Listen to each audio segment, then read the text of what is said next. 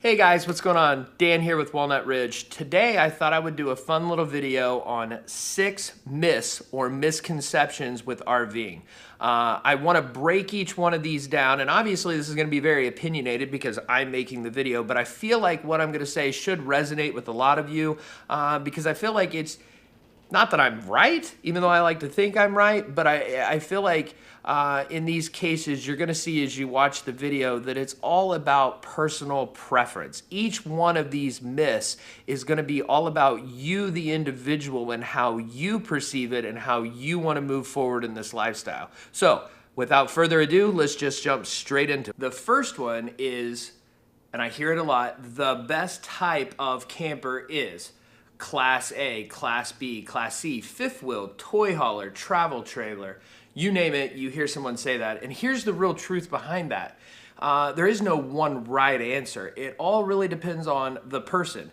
And let me explain that. What do you plan on doing with the travel trailer or the fifth wheel or the camper, insert that name here. How big is your family? How far are you going to be traveling? What's your budget on this? What kind of vehicle do you have to tow it? So all of these things factor into the decision on what is the best for you, not what is best in general.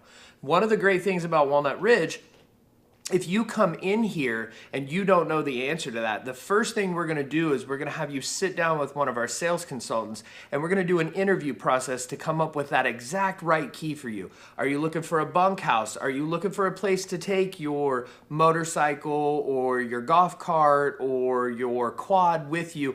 All these different things will factor in, and then we're going to take you out on our 66-acre lot and we're going to show you exactly what best fits you. And then that's when you start really dialing in on budget, the outside look, the inside feel, the color choices. But, it can be such a huge decision.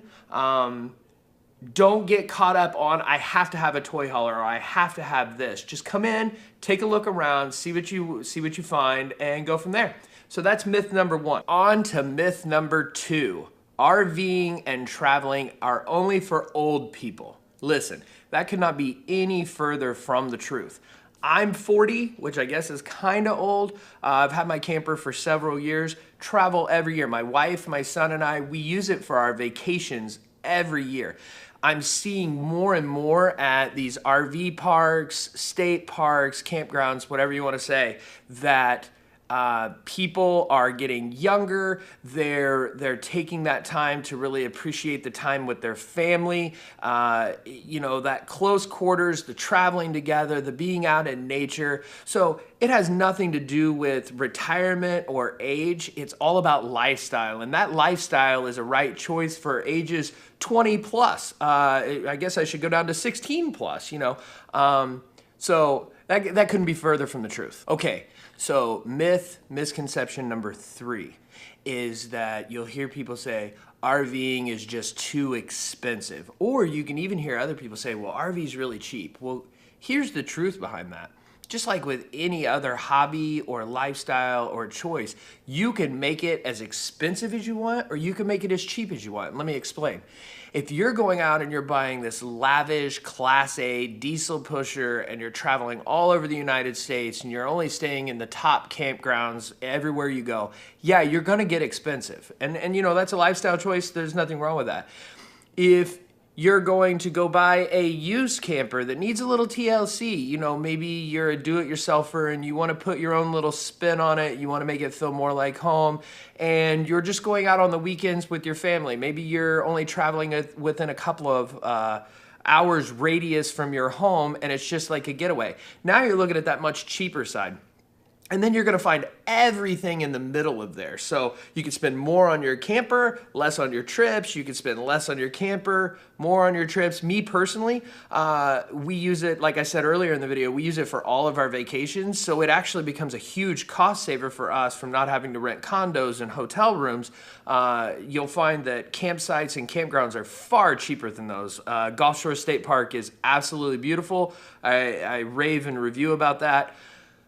Sales pitch, Walnut Ridge, 66 acres. We have all of those. So whether you're looking for that huge, nice, lavish Class A, or you're looking for the smaller used unit, you can find it here. So just make sure that you don't buy into these misconceptions and these myths, and you do your research, whether it's here or wherever, and you find not only the unit that's right for you, but that's right for your budget, and that's gonna let you get out, experience nature, and enjoy time with your family. Okay guys, we're on to number 4. We only have 2 more to go after this if I did my math correct. So this one is RVing means driving all the time. And look, again, I go back, you'll see a common theme with this. It all depends on you, the individual person, on what your experience is with a travel trailer or a fifth wheel, whatever. You know, you could just be taking those short little 1-hour trips away from the house. Maybe you actually put your camper permanently at a campground and that's your oasis away from home. You get to know all of your neighbors, you feel part of a community. Maybe you're only going a couple hours away from the house, or maybe you're really buying into this lifestyle and you're making this a full-time thing.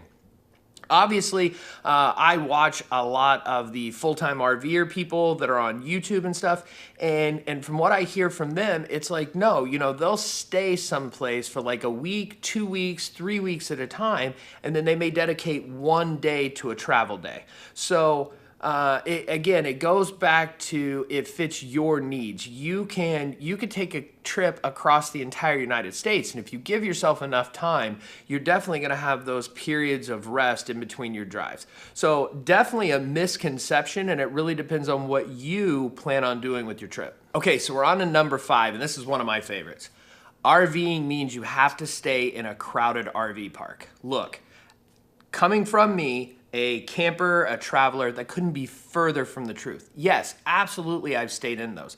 A lot of those I found are along the sides of the interstates or at really touristy areas, but when you really get out, and if you plan your trip correctly, there's tons of apps you can download, there's websites that give you tips.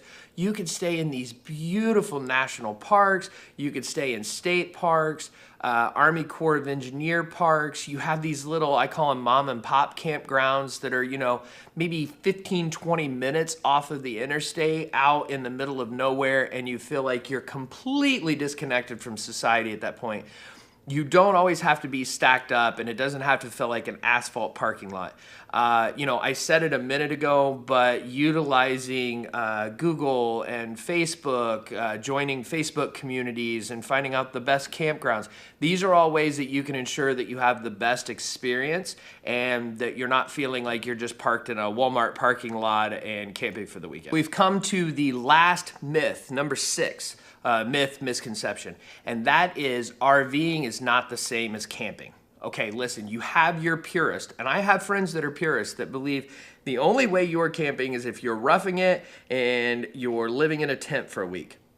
My opinion on that, and a vast amount of other people's opinion on that is even though it's glamping and you have a lot of the common luxuries you have at home, that doesn't mean you're not getting the experience of camping. You know, I've been in really remote campgrounds where I feel like I'm 100 miles away from civilization. It's just me, it's my family, it's nature, it's quiet, it's peaceful. You know, here's the keys for me.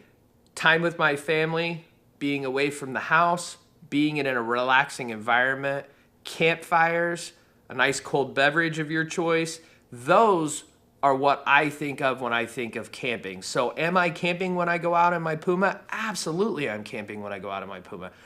Don't let people tell you that that's not camping, because the most important thing, and I think you've seen this through this entire video, is you have to do what's right for you, and you have to be the most comfortable. And as long as you're enjoying the lifestyle and you're spending that quality time with your family and your friends, that's camping in my book.